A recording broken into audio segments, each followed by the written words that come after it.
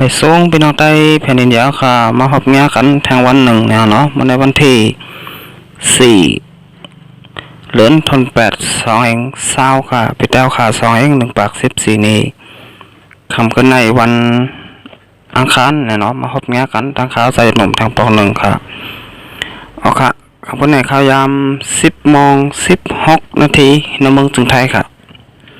เอาค่ะคำกันในก็ข่าวใส่หนุ่มแต่มี3หัวข้อข่าวมาอันนี้พี่น้องพบกันแล้วค่ะกว่าสำคัญแทงค่ะหัวข้อข่าวที่หมากหลงตกแตกเสือเนื้อวันได้เฮ็ดให้คนบ้านมาเจ็บ5แห่ง4ก่อหัวข้อข่าวที่2เพียนลินไว้3ปอกตีเมืองปั่นและล้างเคอหัวข้อข่าวที่3ปังตึกตีทุ่งเมาตับซึกสิงไตอาเซียแดดและซึกมันเอาค่ะก็ตั้งสดเนาะสวัสดีน้องแต้วค่ะเข้ามาตัวช่อง YouTube ขาใจหนุ่มสวัสดีทุกท่านเนี่ยก็กดติดตามใบปันค่ะแล้วก็กดปันตีหิ่งแทงกำหนึ่งเนาะเป็นปันแห้งช่อง YouTube ข่าวใจหนุ่มเย้าโตหลีงามเนี่ยเนาะพี่น้องแต้วค่ะเดี๋ยวเลยหันข่าวออนตั้งเปิ้นแล้วก็ออนตั้งสุดค่ะเอาค่ะก็ยิ้มจำขอบใจถึงเนี่ยเนาะพี่น้องแต้วค่ะเตียนเข้ามากดไลค์กดแชร์แล้วก็กดติดตามปันช่อง YouTube ข่าวใจหนุ่มกุ๊กก่อครับเอาค่ะเอาคำมาตัวหัวข้อข่าวที่ออนตั้งสุดก็หมากหลงตกแตกใส่เนื้อวานแหล่เฮ็ดให้คนบ้านมาเจ็บผ้าแรง4ก่อเนื้อนั่นตา3ก่อรีไม่เจอไว้ว่าไหนเมื่อวันที่3เดือนธันวาคมเดือนธันวาคม2020ค่ะเดือน8ม้วนปีใต้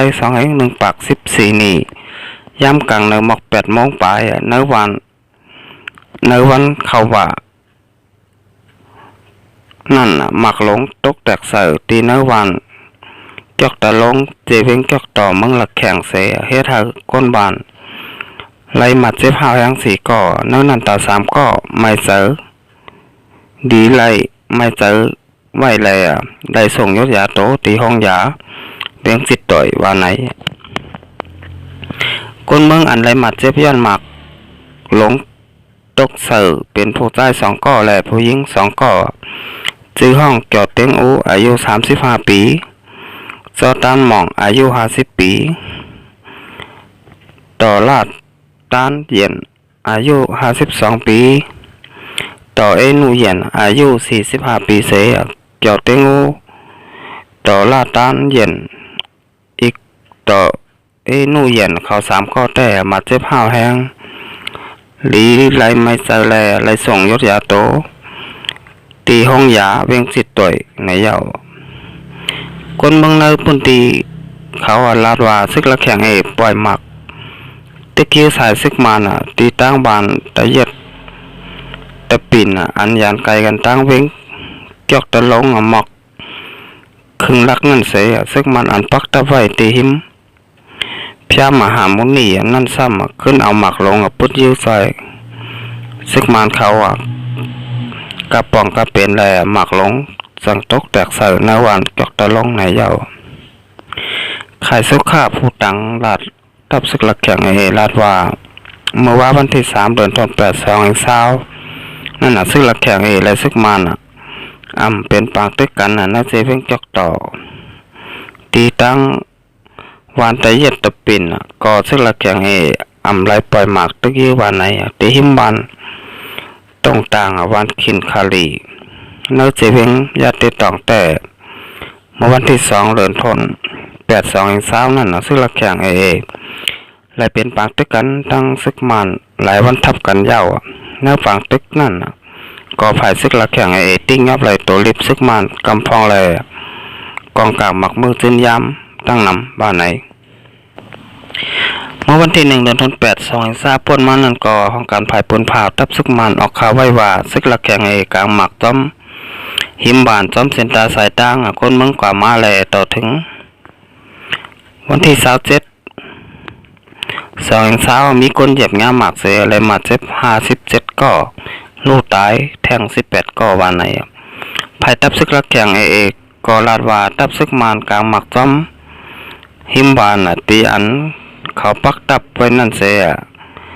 ขึ้นแม่เฟียวซิมหมักอันเขากลางซึ่งนั่นในยาวนั่นเกกลางตับซึกละแข่งและตับซึกมานสองผายใกล้มีลองกล่าวนี้กันก้อยจ้อมหนังจุ้มพร้อมหอมเจ้าคือละแข่ง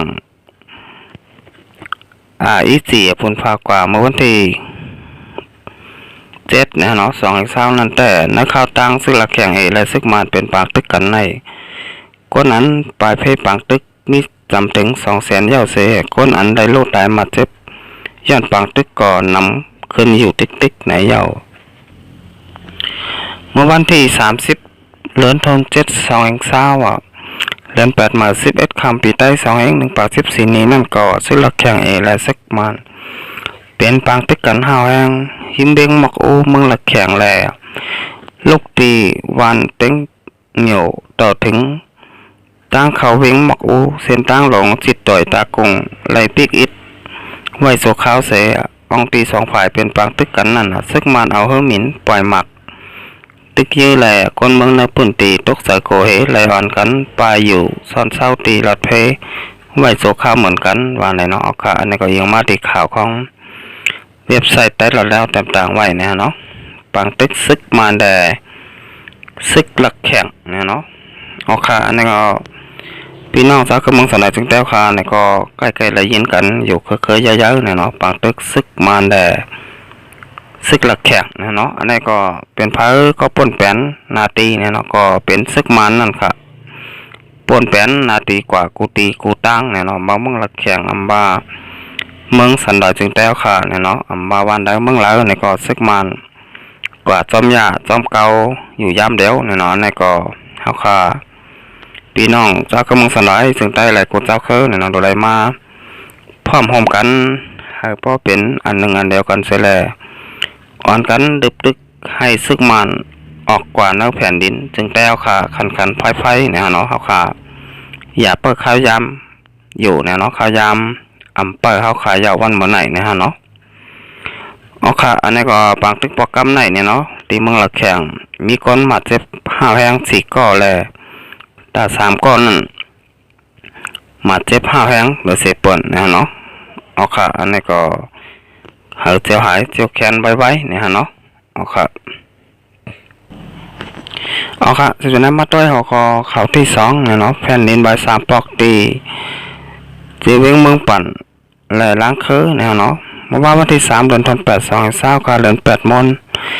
ปีใต้2114นี่แผ่นดินไหวอันความแตวขาห้องบะอิงสันเนี่ยเนาะตีเมืองไต้ปอจันเมืองปั่นและเจตอนล้างคือในเย้าจำหนังห้องกันผ่ายพึ่งพ่ายยาสีออกข่าวไว้นั่นน่ะนะข่าวตั้งวันเดียวก้อยแผ่นดินไหวอิงสันตีเมืองปั่น2ปอกเมื่อว่ายามกลางในเจ้า2:25 น.แผ่นดินไหวอิงสันแห้งใบจันอ่อน3.9 ลิกเตอร์ตั้งลึกลงตะลิน10 กิโลเมตรภายตั้งห้องเวียงเมืองปั่นยานไกลตั้งเวียงหมอก15ลักในเย้าถึงมาขยามตามคำ6:11 น.ต่อถึง28 น.นั่นแผ่นดินไหวแห้งสั่นจันอ่อน4 ลิกเตอร์ตั้งลึกลงตะลิน12 กิโลเมตรฝ่ายตั้งห้องเวียงเมืองปั่นยานไกลตั้งเวียงหมอก26ลักในเย้าว่าไหนเมื่อว่ายามกลางในเจ้า3:45 น.ต่อถึง49 น.นั่นแผ่นดินไหวตีเวียงล้างเคอแห้งสั่นจันอ่อน3.5 ลิกเตอร์ตั้งลุกลงตะลิน8 กิโลเมตรภายตั้งเสียงห้องวันตกเวียงล้างเคอยานไกลตั้งเวียงหมอก23ลักในเย้าคนนักปุ่นตีก็ไล่หูจอมหลองแผ่นดินไหวปอกกำในอยู่ก้อยกาข้าวยำปอหึงแห้งสั่นใบก่อปอปอแห้งแหล่มีหลองลู่ซุ้มนำหนังเก่าว่าไหนออกค่ะอันนี้ก็ยังมาติดข่าวของเว็บไซต์แต่ละแล้วต่างๆไว้นะฮะเนาะแผ่นดินไหว3ปอกตี เมียงเมืองปั่นแต่เจตอนดังคือเนี่ยเนาะก็จำกันไว้ค่ะแผ่นดินไหวปอกกำในก็เป็นต้นลงอ่อนก้อยเนี่ยเนาะ3.5 ลิกเตอร์หมอกกันในก้อยค่ะเจอใบแห้งเนี่ยเนาะ2 บาแผ่นดินใบแห้งหมอก8-9 ลิกเตอร์ก่อนในเตมีลองลูกซุ้มหนำแต่ค่ะกับนั้น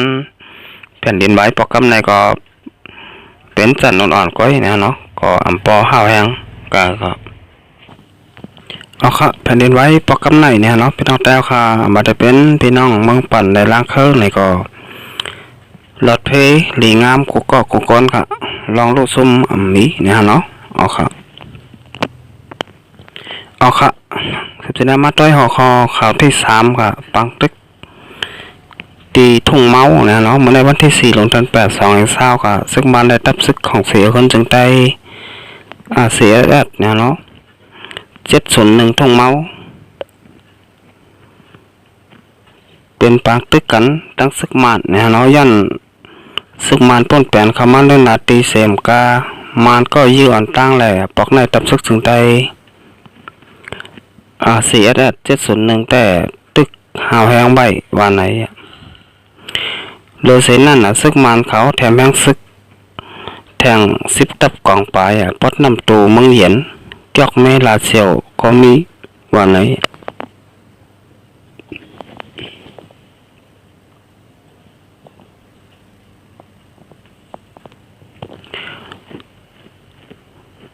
บัดได้เป็นปดตอน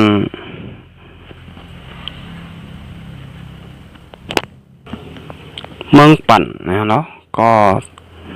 ซึกมันต้องหนึ่งแกดเคเฮตั้งตับซึกจึงใต้เสียแอดก็มีวันไหนปดน้ำตูตี1-3ซึกวันให้แอดพีเฮาไหลถอยตับปันซึกมันแลซึกลอยแทง3 องตีในยาววันไหนเอาค่ะอันนี้ก็อย่าไปโก้อย่าไปถอยค่ะสังว่าค่ะถอยปั้นนี่ก็ซึกมันเขาก็ซ้ำเตมาอยู่ติ๊กเนี่ยเนาะเมื่อมึงเขาเจ็บปอกยาค่ะสังว่าเขาขาดถอยปั้นซึกมันติ๊กเนี่ยเนาะซึกมันเขาป้นเป็น NCA เสียมกาป้นเป็นป้าส่วนใดส่วนเป็นเนี่ยเนาะพี่น้องเจ้าคือมึงสันใดจึงแต้วค่ะแล้วพี่น้องกดเจ้าคือนั่นมึงสันใดจึงใต้วันมื้อไหนเนี่ยเนาะอันไหนค่ะซึกมันเขาป้นเป็นเขามาในมึงสันใดจึงแต้วค่ะไหนเนี่ยเนาะสังว่าค่ะเป็นเจ้าเฮิรนเนี่ยเนาะซ้ำถอยบันแขกนะเนาะเฮาขาก็เต็มมีตีอยู่ตีเศร้าเหยาขาวันมื้อหน้าเนี่ยเนาะโลถอยค่ะเฮาขาเนี่ยก็หางเฮียนโตไว้โตตันตาเตตึกหลุบผู้เขียนเนี่ยเนาะเฮาออกก่อนน้ำมึงสนอยจึงแต้วค่ะขันเพ้อเนี่ยเนาะเฮาขาอย่าไปโกค่ะบ้านเฮาเมืองเฮาเนี่ยเนาะกับนั้นสังว่าเฮาขาพร้อมกันจอยกันเนี่ยก็เตเป้ผู้เขียนได้เนี่ยเนาะก็ว่าผู้เขียนมีแหงอย่างเลอเจ้าเฮิรนในวันมื้อไหนเนี่ยเนาะก็ว่าซึกมานเขามาในแผ่นดินจึงแต้วค่ะเสร็จแล้วมาอุปเปิงวันเมืองค่าตัง72 ปี73 ปีเมืองยาวเนี่ยเนาะกับนั้นแหละสังว่าพี่น้องแต้วค่ะและพี่น้องของเจ้าคือพร้อมกันเสร็จแล้วตึกลุบซึกมานเนี่ยเนาะเขาป้อก่อนน้ำเมืองสันดอยจึงแต้วค่ะขันเพ้อเนี่ยก็ที่ไรทบตั้งอย่าเปิดเมื่อนังเมื่อก่อนป้นมาต่อถึงวันเมื่อไหนเนี่ยเนาะที่ไรหันว่าซึกมานเขากว่ายื้อดังนั้นยาวกว่ายื้อจุ่มไหนเนี่ยเนาะมันนังย้ำเดี๋ยวตีมึงอยากแข่งเนี่ยก็ซึกมานเปลี่ยนปังตึกกันตั้งซึกอยากแข่งเขาไว้อยู่เนี่ยเนาะถึงมาวันเมื่อไหนก็ซึกมานเขาแถมแห้งซึกตั้งนำเสียแลเขาผู้ยื้อตับซึกสึงใต้เสียได้701ตีทุ่งเมา